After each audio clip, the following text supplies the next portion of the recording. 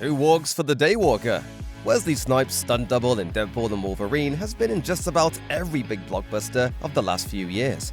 Among the many superhero cameos featured in Deadpool and Wolverine, the appearance of Blade, played once again by Wesley Snipes, is maybe one of the most surprising.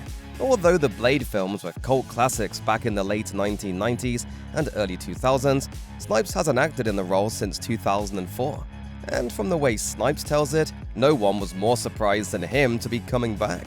He told Entertainment Weekly, "I didn't think we would be able to pull it off. I didn't think that Marvel was into it. Disney was into it.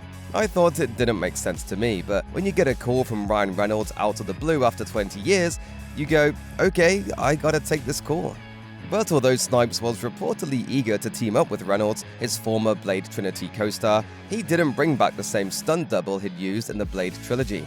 Instead, prolific stunt performer Callie Nell stood in during some parts of his brief but intense action scene. Nell fit right into the production, which makes sense. Deadpool and Wolverine was far from his first Marvel rodeo. The French-born Callie Nell began training in martial arts as a teenager, specializing in taekwondo and later parkour and freerunning. He began working as a stunt performer when he was hired to work on Guardians of the Galaxy, beginning his long and fruitful relationship with Marvel.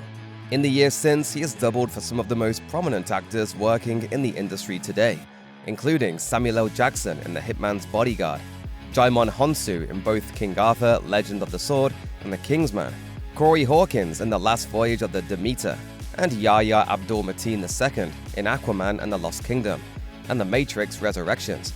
Aside from these doubling roles, he's been featured as a general stunt performer in a surprising number of high-profile productions over the past decade.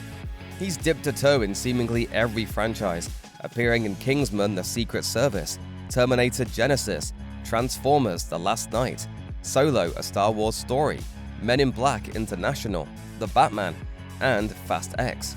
He also has several actor credits to his name, although they're generally side characters who mainly exist specifically to be involved in stunts. In Kingsman: The Secret Service, for example, he was part of the gang that gets beaten up by Colin Firth in the pub. Are we going to stand around here all day, or are we going to fight?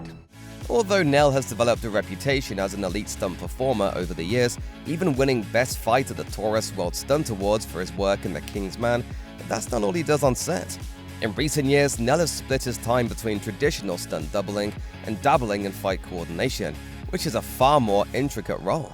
Essentially, a fight coordinator designs and oversees all fight sequences in a film or television series, sometimes working with a choreographer depending on the needs of the production.